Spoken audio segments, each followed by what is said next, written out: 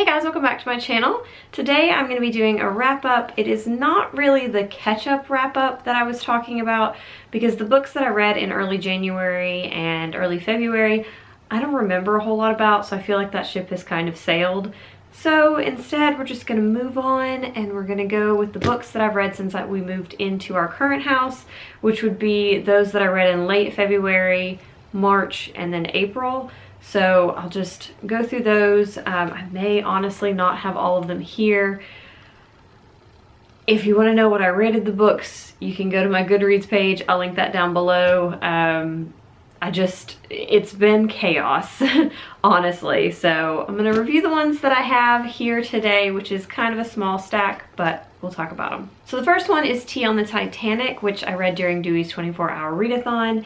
This is a book that sort of talks about English tea service, and it gives you a history of English tea service, and it talks about the English tea service in the context of the Titanic. There's some little facts about the Titanic and some of the people that were on the Titanic, but the bulk of this book is going to be focused on tea and tea parties and tea service and that kind of thing. So I thought this was really lovely. It definitely made me want to throw a tea party. It has some great recipes for things like tea sandwiches or scones, and it talks about the right way to make scones and gives some tips for entertaining to make it easier on yourself. So I thought this was really lovely, and I feel like if you have interest in tea, this is a really good book for that, and especially if you're somebody who likes to entertain, I feel like this could add something to your repertoire of entertaining. And then I have 3 graphic novels. The first one is Lumberjanes Volume 9, and this one was, it's a continuation of a much longer series. But what was fun about this one is that it focused on roller derby. So they get in this like roller derby battle, like they find a mysterious roller derby rink, which the things they find. But they find this mysterious roller derby rink, and then they end up challenging these Sasquatches to a roller derby match. So that was a lot of fun. I think we get a lot of the adorable interactions that we're used to and weird mythological things happening. The next 2 are volumes 7 and 8 of Giant Days. I feel like giving a synopsis of a graphic novel is weird, especially one that, so with the Lumberjanes one, there's usually like a plot element that is overarching, whereas the thing with Giant Days is it follows our 3 main characters and like other side characters, but they do different things throughout the whole thing. So basically these were as lovely and charming as ever, and I adore all of them. Esther is the most ridiculous, and Esther gets up to some hilarious things in these volumes. And then I buddy read Shadow of the Wind with Doris. I know that she ended up DNFing this. I sort of enjoyed this. I like the occasional mystery novel, so the mystery and kind of trying to figure out what was going on was something that really appealed to me and what really ultimately kept me reading. I will say that the way that women are treated and talked about in this book is appalling. It's gross, and I honestly didn't think it had a point.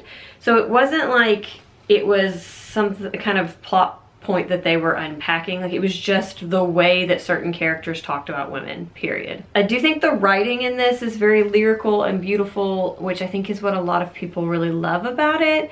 And the plot, while interesting to a point, also felt really predictable. Like, I kind of knew it was happening from the very beginning. I was just waiting to see if I was going to be proven right. And then we have The Muse by Jessie Burton, which I listened to on audiobook, and the audiobook of this is fantastically read. I would absolutely recommend it. This is the story, it's a historical fiction with 2 timelines that weave together. So the first timeline is the more modern timeline, where we have a woman who came over from Port of Spain and is really trying to make it as a poet and a writer in London, but she isn't the best advocate for herself. and she gets this job with this kind of eccentric woman in this art gallery, and it kind of follows their relationship and then her relationship with a guy that she meets, and this painting that he inherited from his mother that sort of is the tie-in to that historical element in the historical timeline. And then in the historical timeline, we are following a fairly well-off girl named Olive who is with her family in this Spanish town. They moved there because her mother is not really well. Her dad's an art dealer. She, the daughter, is a painter. And we kind of find out in that historical perspective how she is tied to the painting and the modern portion of this story, and the relationships, the tensions, the war, and how that all affects everybody in that historical part of the book. And I feel like both parts were done really well. I liked the way it weaved in and out so that you were getting just a little peek here and there until it finally solidified. You kind of know what's going on, and I feel like it's something that you could easily guess, but the big kind of twist and reveal and the way that's done was really interesting. I thought the characters were well developed and the relationships were something that you really kind of got involved in, and I just thought this was wonderfully done and I enjoyed it a lot. So that is it. Those are the books that I read in that sort of weird time frame. I hope you guys are having a wonderful day. If you read any of these, I would love to hear your thoughts, and I will see you guys next time. Bye!